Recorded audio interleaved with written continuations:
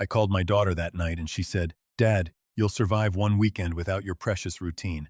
We're dropping Mason and Ruby off at 9."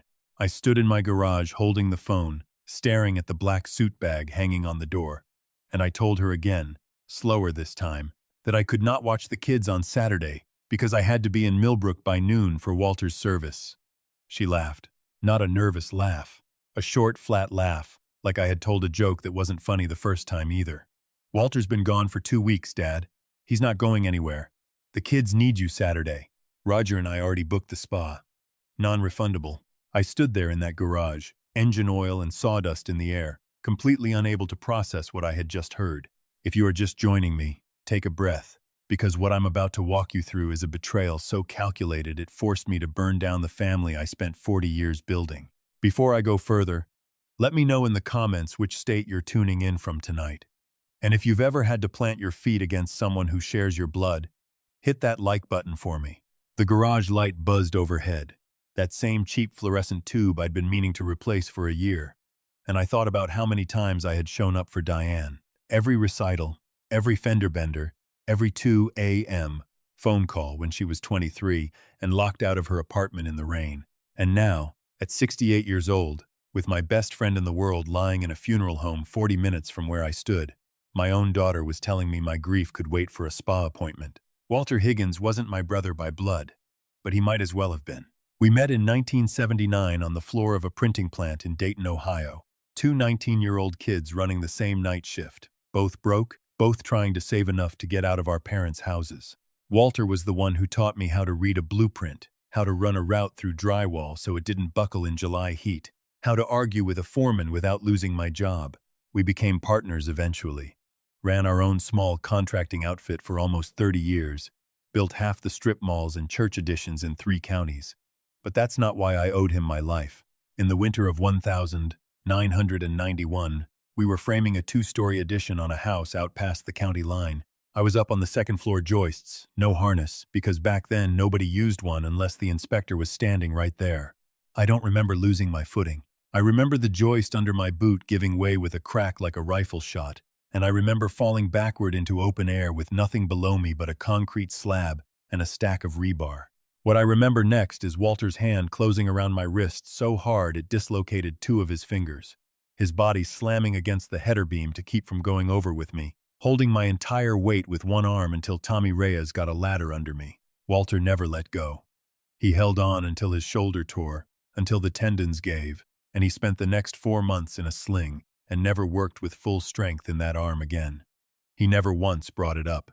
Not at Thanksgiving, not at my daughter's wedding, not on his own deathbed 3 weeks ago. He just quietly lived with a shoulder that ached every time it rained, so that I could go home and watch my little girl grow up. And that little girl, 34 years old now, mother of 2, was standing in my kitchen doorway that Thursday evening asking me to skip his funeral so she and her husband could get massages. I asked her how she could look me in the eye and say something so cold. She uncrossed her arms just long enough to check her phone, and that's when Roger stepped in from the hallway. The way he always did, like he'd been waiting just out of sight for his cue. Roger sold commercial insurance, wore watches that cost more than my truck, and had a way of talking to me like I was a client he was trying to close instead of his wife's father. He put a hand on my shoulder, that practiced, warm-eyed car salesman gesture, and said, "Frank, we get it. It's a hard time. But you know how much this trip means to Diane. She's been under so much stress lately. You wouldn't want to add to that, would you?" I looked at him and asked what exactly Diane had to be stressed about that a funeral for the man who saved my life couldn't wait for. Roger's smile flickered, just for a half second, the way a light flickers before you realize the bulb is about to go. "I want to tell you that I stood my ground right there in that kitchen. I didn't. I am ashamed to admit that for the first hour after they left, I sat at my own table telling myself maybe I was being selfish.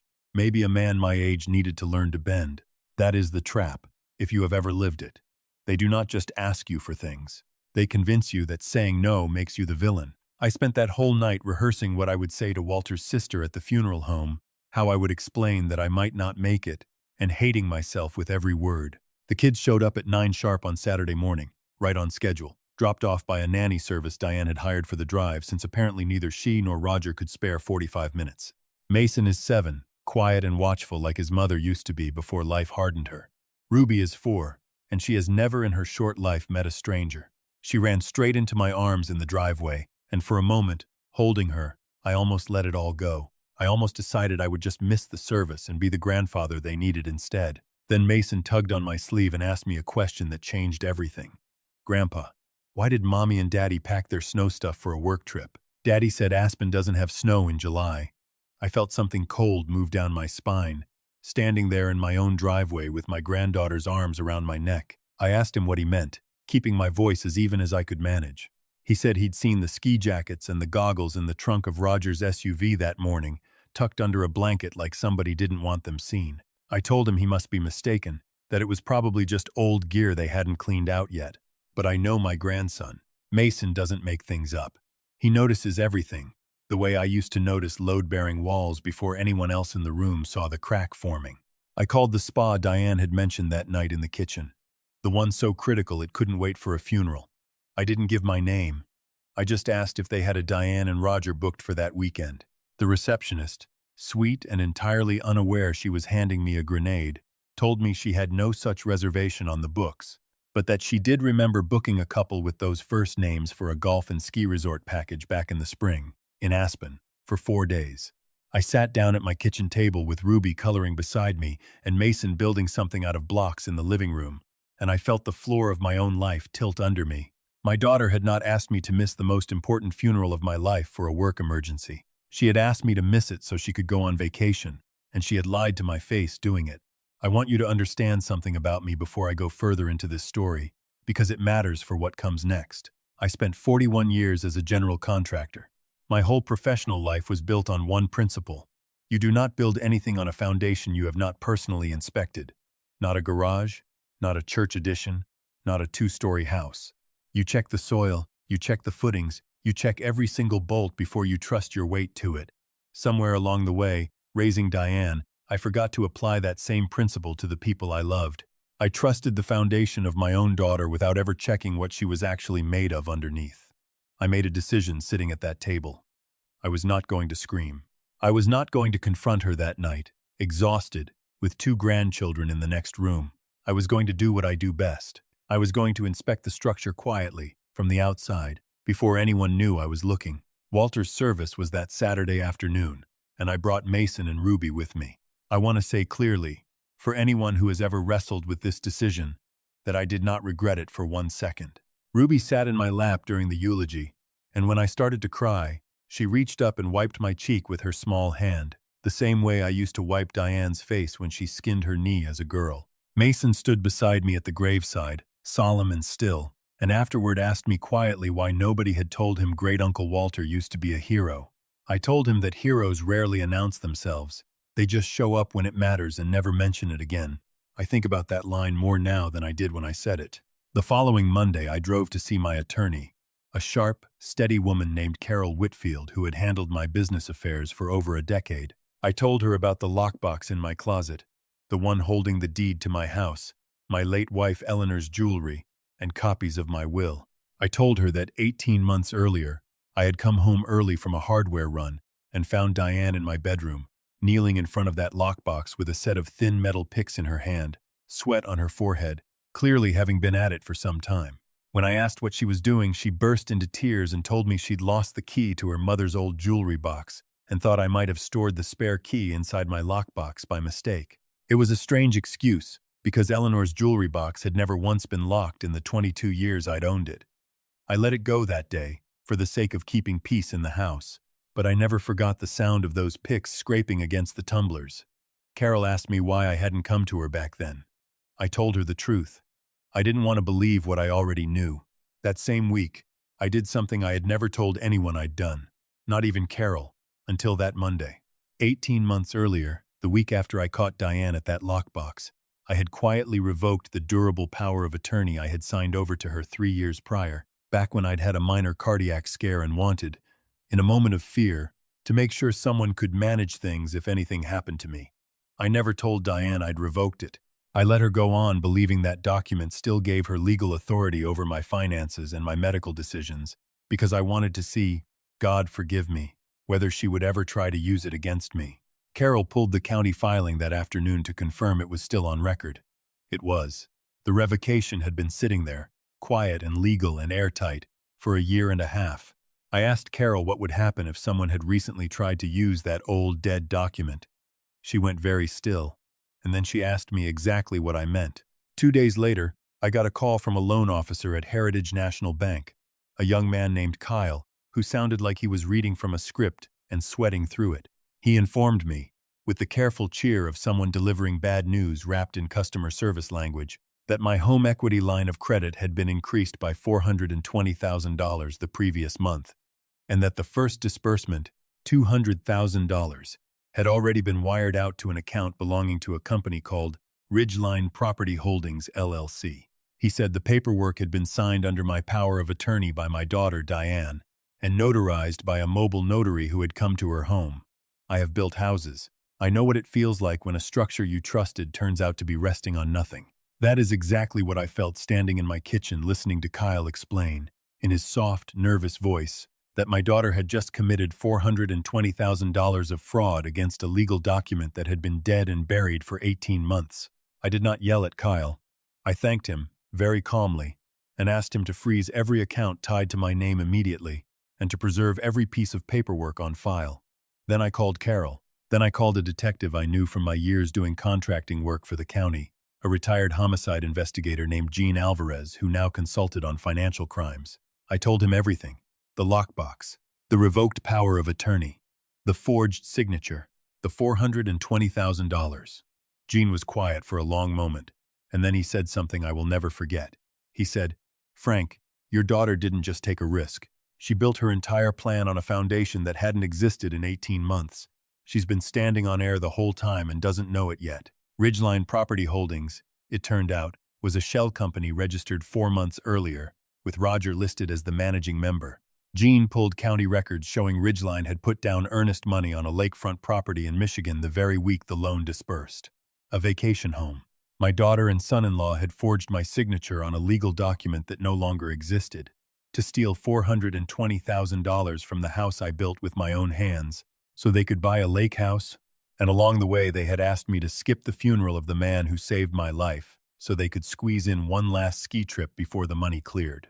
I want to tell you the anger came first, hot and fast, the kind that makes your hands shake, but underneath it, something colder and steadier settled in, the same feeling I used to get standing on a job site looking at a wall somebody had framed wrong. You don't scream at a bad wall. You tear it out and you build it correctly. For the next 3 weeks, I said nothing. I let Diane and Roger believe everything was proceeding exactly as they'd planned. I watched them post pictures from a family dinner where Diane hugged me and told everyone how grateful she was to have such a supportive father. I sat across from Roger at that same dinner while he described, in detail, his plans to renovate a lake house he claimed he was still thinking about buying. I looked at my son-in-law's face, comfortable and confident, and I felt something I am not proud of. I felt like I was watching a man measure a room for furniture in a house that was already condemned.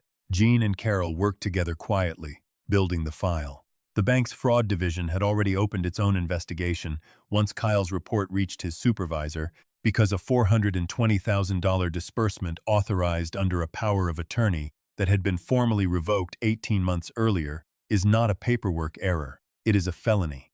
Carol drafted an emergency petition asking the court to appoint a temporary conservator, me, over any assets still remaining in my name, and to freeze Ridgeline's accounts pending investigation. Gene's contacts in the county prosecutor's office began quietly building a criminal referral for forgery and financial exploitation of an elder, a charge that in our state carries real prison time when the victim is over 60, and the amount exceeds $250,000. Diane found out everything unraveled on a Tuesday morning, 3 weeks after that call from Kyle. She called me screaming, hysterical, saying the bank had frozen the lake house deal, that Ridgeline's accounts were locked, that a detective had shown up at Roger's office, asking questions in front of his coworkers. I let her finish.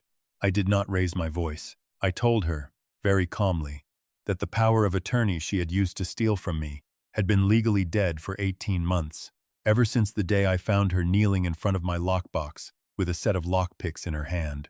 I told her I had known exactly what she was capable of since that afternoon, and that I had simply waited to see how far she would go. The silence on the other end of that phone lasted so long I thought the call had dropped. She tried everything after that. She cried. She told me Roger had pressured her into it, that she'd never wanted to do this, that she was scared and desperate because Roger's insurance business had quietly collapsed the year before, and they were drowning in debt they'd hidden from everyone, including me. Some of that may even be true. It does not change what she did, and it does not change that she chose, out of every option available to a desperate woman, to forge her dying uncle figure's memory into an excuse to leave the country while she robbed her own father blind. The criminal case moved slower than the civil one. Roger was charged first, since the shell company and the earnest money trail led straight back to him, and he took a plea deal that spared him significant prison time in exchange for testifying against Diane's role in the forgery. I understand there are people who will hear that and feel it wasn't enough. I understand that feeling better than most. But I have learned that you cannot control what a courtroom decides. You can only control what you decide to protect going forward. And I decided to protect Mason and Ruby. I filed for and was granted temporary guardianship rights for the children during the period Diane's case was pending. Not because I wanted to take them from their mother forever, but because 2 young children cannot be raised inside a house that is actively being dismantled by a criminal investigation. Diane, to her credit, did not fight me on this. I think some small part of her understood it was the only decision that made sense. The house Roger and Diane were living in, it turned out, was also mortgaged against equity that traced back to money Roger had been quietly siphoning from clients for over a year, a separate and uglier discovery Jean's contacts uncovered almost by accident while tracing the Ridgeline transfers. Roger is currently serving 18 months in a state facility. Diane's case resolved in a plea to a lesser charge, given her cooperation and the fact that she ultimately returned every dollar that could still be recovered, along with a sentence of probation, mandatory financial counseling, and restitution she will be paying off for years. She lost her house. She lost the life she and Roger had built on borrowed foundations. She did not lose her children, because I made certain of that myself. I moved Mason and Ruby into my home for what became almost a full year, while Diane rebuilt something honest to offer them. I taught Mason how to read a level, how a house stays standing when every single piece of it is trusted and true. I taught Ruby how to bake the same molasses cookies Eleanor used to make every October, and some evenings I would catch myself in the kitchen laughing with that little girl and forget, just for a moment, how close I had come to losing everything I actually cared about protecting. Diane and I speak now. It is not what it once was, and I have made peace with the fact that it may never fully be again. Trust. Once you have watched someone forge your signature to fund a ski vacation while you buried the man who saved your life, does not simply rebuild itself because enough time passes. But she is in counseling. She has held a steady job for over a year. She sees her children every week, supervised at first, and now on her own, and I watch her with them and I see, sometimes, flashes of the little girl I raised before life and Roger and her own choices harden something inside her. I think about Walter often. I think about a man who held onto my wrist with a torn shoulder, rather than let me fall, and never once mentioned the cost to himself. I think about how easy it would have been for me to let my daughter's version of events stand, to keep quiet, to keep the peace, the way I kept quiet about the lockbox for the sake of one holiday dinner. I have come to believe that keeping the peace and protecting your family are not always the same thing, and sometimes you have to choose between them. If you are sitting somewhere tonight, maybe hiding in a bedroom or driving home in the dark, wondering how much longer you can keep absorbing what a son or a daughter or a spouse is taking from you while calling it love, I want you to hear this clearly. You are allowed to inspect the foundation. You are allowed to check the bolts before you hand over your weight. Respect is not something you inherit simply by sharing blood with someone. It is something that has to be built, plank by plank, the same way I built every wall I ever framed. And if the wall is rotten, no amount of love is going to hold the roof up forever. I still keep that lockbox in my closet, though there's little of value in it anymore beyond Eleanor's ring and a photograph of Walter and me on that job site in 1991, grinning like fools, both of us far too young to know what that morning would eventually cost him. Some mornings I take it out and look at his face and I think about the debt I owe him, a debt I finally got the chance to honor the way he deserved, by standing at his graveside with my grandchildren beside me instead of a lie in my hand. Did I do the right thing, letting the investigation run its course instead of quietly forgiving the debt and moving on? Or was I too hard on my own daughter? I read every comment, and I mean that. Tell me where you're watching from tonight. If this story gave you the courage to check your own foundation before it's too late, do me a favor and hit subscribe. because I've got more of these to share, and every single one of them is closer to the truth than you'd probably like to believe. Take care of yourselves out there, and always, always trust but verify. Good night.